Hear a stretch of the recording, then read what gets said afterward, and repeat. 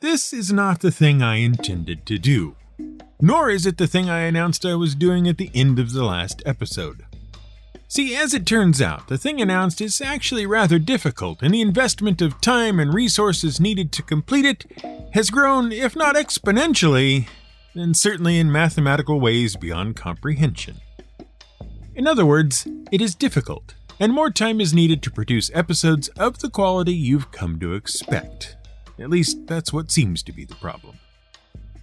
But an episode is still needed, if for no other reason than the show's lovely supporters who, while infinitely patient, are also infinitely interested in having at least semi-regular episodes released. And far be it from me to deny them that prospect just because some little bit of writing has become troublesome. Such is life, I hear them saying. Get on with it. Let's have an episode. And so it shall be. But what sort of episode, on what sort of topic? There's nothing else prepared, nothing else even fully researched enough to become an alternate episode. What's a podcaster to do? Well, fortunately, people still manage to write in occasionally with a question about some word or other they'd like to have answered, and far be it from me to completely ignore them and toss their suggestions in the trash can. After carefully printing them out first, of course. What, you don't print out all your email? But what if you lose that Nigerian prince's address? Anyway, after wiping old cracker crumbs off the crumpled up bits of paper in my, executive round file, I surveyed the options on offer as sent in by the show's loyal and mostly forgiving listeners to see what was available. And originally, this was going to be one of our famous Lost episodes. You know, those occasional shows that used to get done when we were a bit desperate for a script and hadn't come up with anything solid enough to make a full episode itself. So we'd take all your suggestions that weren't quite long enough, add in a few things we had laying around of our own, and cobble it together into a series of short blurbs about whatever was on hand until enough pages were filled up to get on with. Which is exactly what was intended for this episode. Except, we hit a snag right away. See, the first thing we pulled out of the file, was a request to cover Imix, and dig into why it was called Imix, and what that might mean. And on the face of it, an episode about the Archelemental of Fire, one of the princes of elemental evil, seemed like a good idea. Certainly it had been around a while, long enough to have built up a lengthy backstory we could dig into and discover the origins of, surely. But when I did start digging in, well, between this and our City of Brass episode, it turns out we've covered nearly everything there is to cover. It barely even makes 2 paragraphs of info, and so doesn't really qualify even for a Lost episode. There's not even a cool, what does the name mean bit. Sorry. But never fear. After that failure, and after discarding several ideas left lying around from earlier episodes that turned out to be either more or less interesting than what was needed for a Lost episode, we finally hit upon a submitted suggestion with some mileage on it. It's all about diamond dust.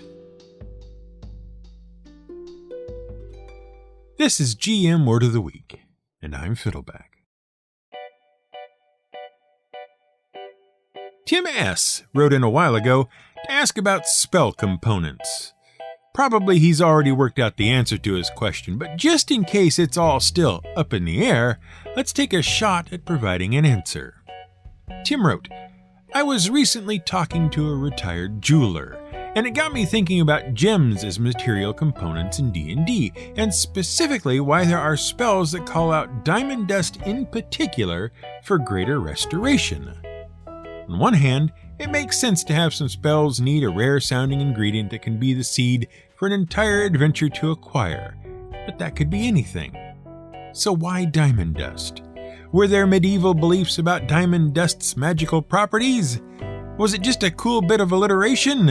An inside joke Gygax and the first creators shared, now lost to the sands of time? This took a fair bit of doing to come up with the answer, and because some of you are so impatient for answers, let's jump to the end and explain that you, and probably anyone else who has ever paid any attention at all to material components for spells, so like 5 people, have made a huge assumption that may not be true. Also, a jeweler will be no help to you at all. Spell components, for the uninitiated, or at least those who don't know what they are because your table ignores them entirely, are the ingredients in the recipes that make things go poof when the wizard waggles his fingers. To a certain extent, you can thank old friends of ours like Hermes Trismegistus for their existence. Without the tantalizing promises of alchemy he left behind in his writings, we'd all probably be a lot less concerned about exactly how much mouse blood is needed to turn lead into gold. Hint, a lot more than exists, apparently. But also, we have to thank Shakespeare and his 3 old crones who waylaid Macbeth by the side of the road and caused him so much eventual trouble. No doubt you'll recall our episode on magic potions in which we explained what exactly the point of love potions was, and began by explaining what exactly the point of Macbeth was.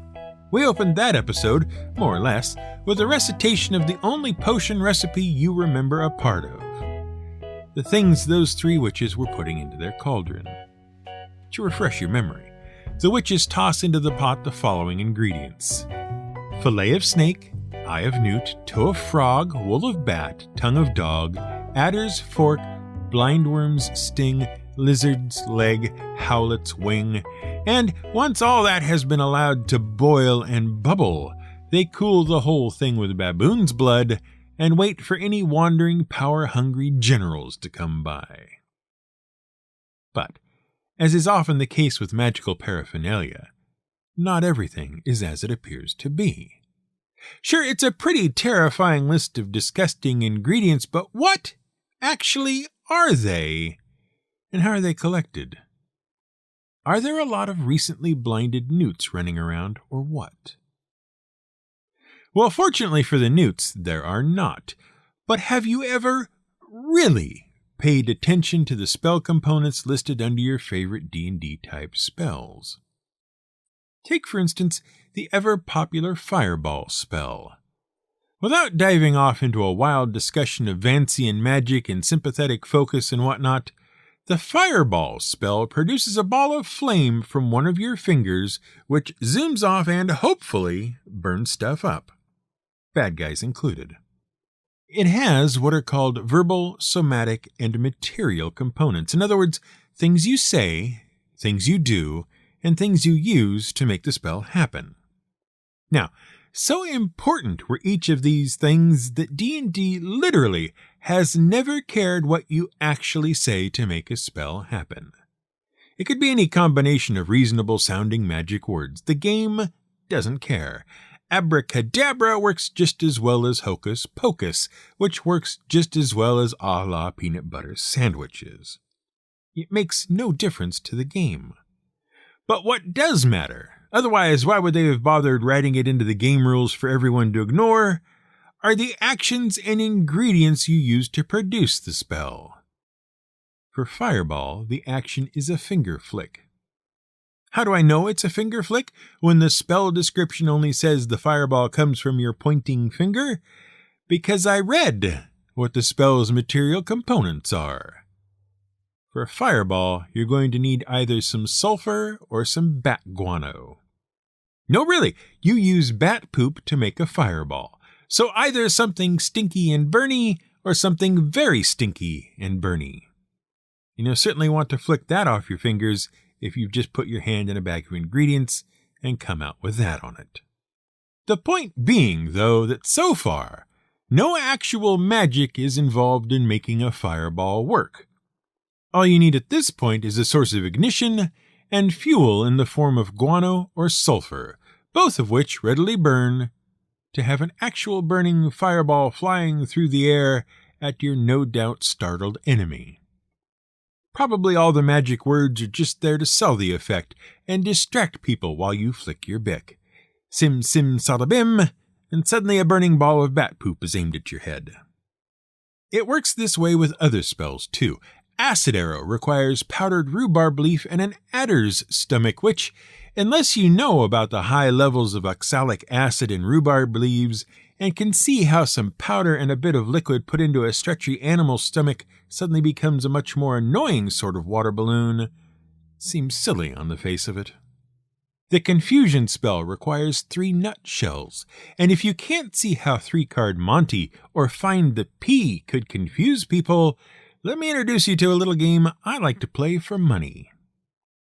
All of which has led me to the conclusion that an even moderately skilled rogue in D&D, with some ranks and sleight of hand or whatever they call it these days, and with unfettered access to a spell component pouch and a nimble brain, could be a rather convincing party magic user with very little trouble at all. But I digress. The point of all this was, if I recall correctly, that in magic very few things are actually what they seem. See, the problem is, if you're a witch, what you don't want is more witches, or more people capable of doing the things witches do, particularly with potions, elixirs, balms, salves, and other devices of the healing, or indeed harming, arts. Because what that is competition, and no witch, however pleasantly disposed to others of her kind as she may be, wants anyone else cutting in on the profits, such as they are. So what you do is you take your list of completely normal ingredients and you encode them by giving them wildly outlandish names that only you know the translations for. And the worse the ingredients sound, and the more complicated it sounds like it will be to get them, the less likely it is that someone else is going to suddenly come up with your recipe for elderberry wine, which sells very well down by the sheep pens come spring, provided you're the only one who makes it. So suddenly, you're not selling elderberry wine. You're selling Judy Two Thumbs elixir of divine warmth, made from dolphin grease, shoe mold, and the wings of a jade kangaroo from the snowy top of Mount Dead Climb, gathered under the light of the eclipse in December on a Tuesday. So you'll be unsurprised to know that the items the witches are brewing in Macbeth are really quite mundane. Eye of newt is just mustard seeds, toe of frog is buttercups, holly leaves pass for wool of bat, and believe it or not, tongue of dog is just another way of saying hound's tongue, an actual plant that, thanks to alkaloid toxins, can cause a liver to shut down and stop cell division, which will eventually kill it. And you. Adder's tongue and blindworm are actual things, though, exactly as advertised. And we've mentioned the yew and hemlock before in the other episode. So now that all that has been explained, let's return to the original question sent in by Tim. What's the deal with diamond dust? Well, 2 things, really. And we might have to go the long way around to get to an answer, which is not to say the answer, just an answer. See, Gary and company didn't really leave a lot of hints, aside from the fact that their particular sense of humor, general knowledge, and desire to amuse themselves seems to have informed most of their decisions and led to things like bat guano and oxalic acid bearing rhubarb as spell components. The first thing is this. How do you get diamond dust? Remember that D&D is ostensibly set in a pseudo-medieval time period. And at this point, you could consider the hardness of diamonds and the available technology of the time period and that sort of thing. And sure, it would just about have been possible for, say, someone running a water-powered steel hammer mill to break a diamond. But we're talking diamond dust, and that requires a thorough pulverization of a diamond worth 100 gold pieces. Which, in D&D, you might as well just read as $100 for all the attention paid to conversion rates and daily fluctuations in precious metal prices. It's diamond dust, not chips, not chunks, not diamond grit. Diamond dust, and dust we take to mean a very fine powder. Frankly, it's hard to see how anyone could do that even in this day and age, let alone back then. Though I'm sure now that I've said that, I'll be inundated with 100 articles about how laser rockets atomize diamonds for breakfast, so it's perfectly possible now. Even so-called diamond powder is just a lot of very small diamonds. Maybe you were meant to carry bags of diamonds around all day, letting them rub against each other, wearing away until a tiny pile of diamond dust formed in the bottom of the pouch. Who knows? It seems unlikely. But hey, magic, imagination, willing suspension of disbelief, etc. It's your table. But for us, and by us I mean we, the GM Word of the Week listening populace, the problem seems more significant than that rather flippant solution might suggest. No, for us, the suspicion is that Gary and crew meant something else, perhaps something more whimsical, just like Shakespeare's witches meant something else. But what? Well, in order to answer that question, something kind of boring has to happen. Unless you're a meteorologist, of course, in which case you'll be more than happy to know we're about to discuss the last refuge of the conversationally bankrupt, the weather. When I was younger, Christmas was a lovely time of year. There were presents, of course, and getting together with the family, and even though it would come to irk us a number of years later, I was still of an age that didn't mind sitting at the kids' table. What I did mind, though, was the drive home from the relative's house.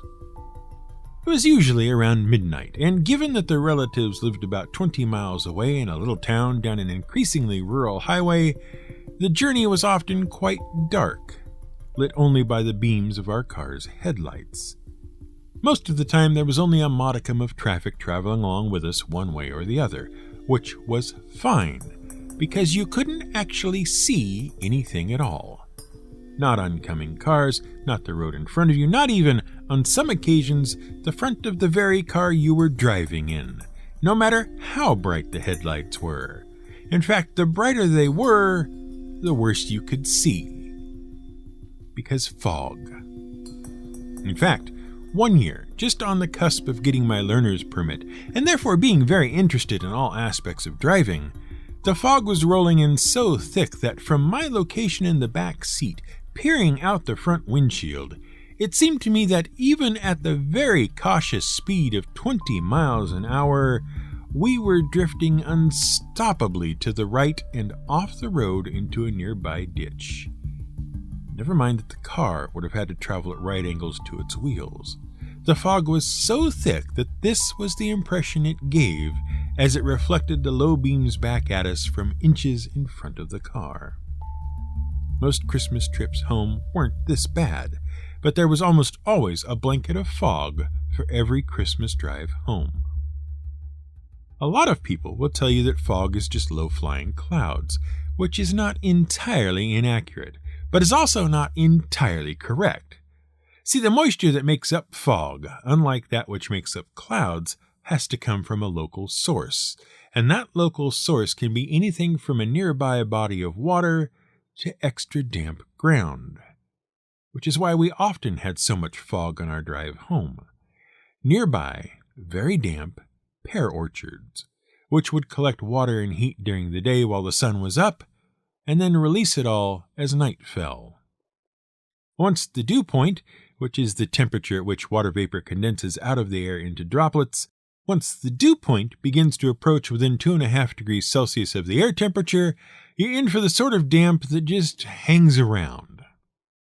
Normally, this condensing water would meet a cold surface and form up into dewdrops, but in the case of fog, it fails to do this.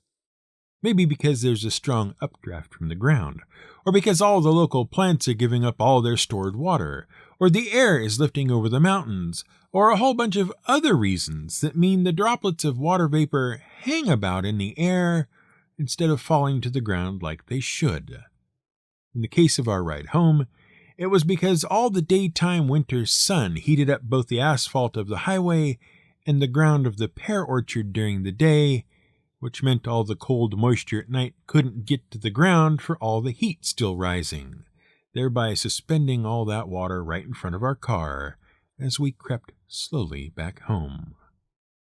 And I told you that story, so I can tell you this one. If you happen to visit either the Arctic or the Antarctic, your choice, you will notice two things almost immediately. First, it is very cold, And second, there's a lot of snow and ice laying around the place. In either place, if it gets cold enough, and if the conditions are just right, tiny ice crystals will spontaneously form in the air out of a clear blue sky for exactly the opposite reasons fog does. That is, these ice crystals form because warm, moisture-carrying upper air comes into contact with the much colder, non-moisture-carrying air from the ground. If this happens when temperatures are from below freezing to about minus 39 degrees Celsius, then the moisture crystallizes into very small, delicate crystals which drift down towards the ground, reflecting the sunlight as they go, sparkling all the way. And so enchanting and pretty is this sparkling that the phenomena is known as diamond dust. On the Antarctica Plateau, diamond dust is said to fall 316 days of the year. Occasionally, it can be seen to fall as far south as Japan, Minnesota, and bits of northern Europe. And if that isn't a far more interesting way to get spell components than just automatically finding them in your component pouch, I don't know what is. But if that isn't enough to get your players interested in a little Arctic adventure, maybe you can tell them about one more thing to really whet their appetite. Maybe you can tell them about the magical animal occasionally spotted when the diamond dust falls. See, diamond dust is highly reflective and bounces sunlight all over the place. That's why it's so sparkly. But in fact, it's also really very good at refracting sunlight. The difference? Reflecting bounces light off a surface. Refraction changes the course of light as it passes through a surface. Like looking at a pencil in a glass of water, the pencil appears to separate as it passes into the water, becoming two half pencils. This is light refraction through water. The same phenomena that makes rainbows, or indeed splits white light into its colored components through a prism. Well, diamond dust does the same thing. Sunlight passing through it refracts in very specific ways, causing a variety of halo effects depending on conditions and where you are observing it from. One such effect, light pillars or solar pillars, is a phenomenon in which the light coming from a source appears to streak up into the sky in brilliantly lit columns, not entirely unlike crepuscular rays, about which see our episode. It's a beautiful, dazzling display and quite amazing when it happens. However, the one you really want to sell your players on is a little more complex. See, sometimes the ice crystals cause a semicircular halo to form around the sun itself, particularly as the sun is setting. Again, given the right conditions, the sun will appear to pick up two half-suns, each one flanking the sun itself at about 22 degrees horizontally. These extra suns can shift colors and form and move as they follow the slowly sinking sun behind the horizon. And if your players are anything like my players used to be, offering them a chance to catch two sun dogs, as the phenomenon is known, ought to be worth any trip to collect diamond dust.